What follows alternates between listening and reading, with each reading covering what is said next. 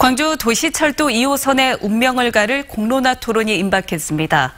찬반양 측은 각각의 주장을 담은 자료를 만들어 시민 참여단에게 제공했고 결정권을 쥐고 있는 참여단도 개별적으로 학습에 들어갔습니다. 자료집에 찬반양 측의 주장을 요약해 두 차례에 걸쳐 보도해드립니다. 김인정, 김철원 두 기자가 양측의 논리를 대변하는 식으로 구성했습니다.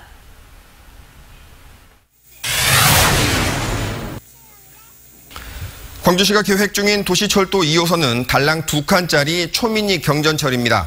이걸 만드는데 2조 원을 쓴다는 겁니다. 차라리 청년 일자리 창출과 복지 예산 등 미래 세대를 대비하는데 이 돈을 쓰는 게 낫지 않겠습니까? 달랑 2칸, 틀린 말은 아닙니다. 하지만 작다고 우습게 보면 안 됩니다. 계산을 좀 해보면요. 도시철도 2호선은 하루에 최대 43만 명을 수송할 수 있는 작지만 강한 지하철입니다. 여기에 시내버스와 촘촘히 연결하게 되면 광주 시내를 30분 안에 오갈 수 있고 광주 시민 절반이 대중교통을 타게 될 겁니다.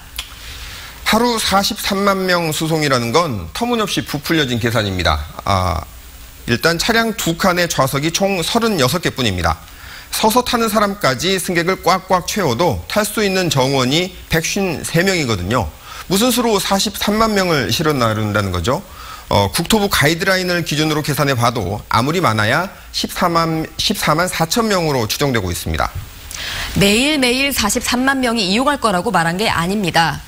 꽉 채워서 최대로 수송하면 43만 명까지 수송할 능력을 충분히 갖췄다는 뜻입니다. 수송 능력뿐 아니라 수송 수요를 봐도 하루에 23만 명은 이용할 것으로 예상합니다. 우리가 마음대로 정한 게 아니라 정부 기준에 맞춰 공인되고 검증된 기준입니다.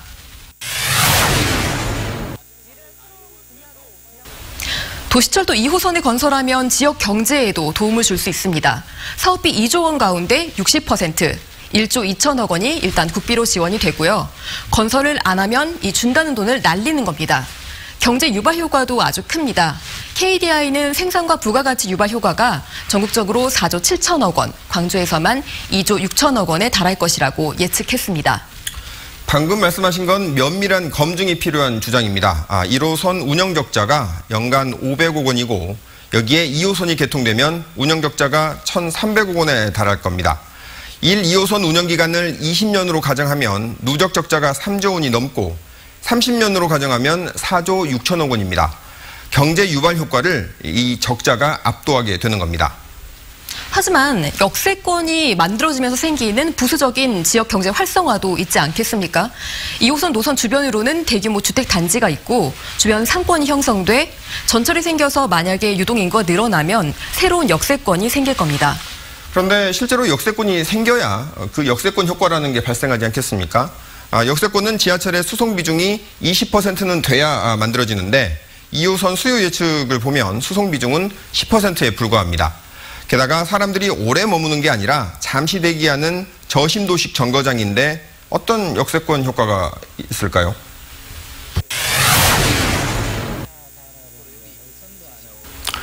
경제성에도 동의할 수 없지만 광주시 재정으로 2호선을 감당할 수 있는지도 따져봐야 합니다. 광주시 재정 자립도는 39.9%로 6대 광역시 가운데 최하위입니다.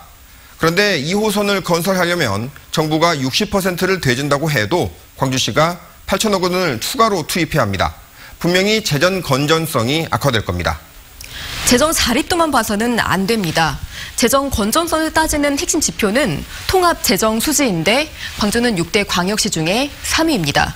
게다가 8천억 원을 한꺼번에 투자하자는 게 아니라 6년에서 8년 동안 나눠서 투자를 하기 때문에 얼마든지 감당할 수 있습니다. 광주시가 미래에 쓸 예산을 지하철에 쏟아부으면 청년 일자리나 미래 성장 동력 확보 등은 소홀해질 수밖에 없습니다. 여기에 운영 적자까지 더해지면 지하철은 그야말로 혈세 먹는 하마가 될 겁니다. 결국 도시철도 2호선 건설은 미래 세대에게 빚만 떠넘기는 그런 일이 될 거라고 생각합니다. 감당할 수 있는 빚은 오히려 투자라고 생각합니다. 2호선을 건설하더라도 교육, 복지 그리고 일자리 분야의 투자는 전혀 위축되지 않습니다. 중기 재정 계획도 다 감안해서 세워뒀습니다. 대중교통 확대는 바로 복지의 시작이고 2호선 건설은 미래에 대한 투자라는 점도 주목해 주시기 바랍니다.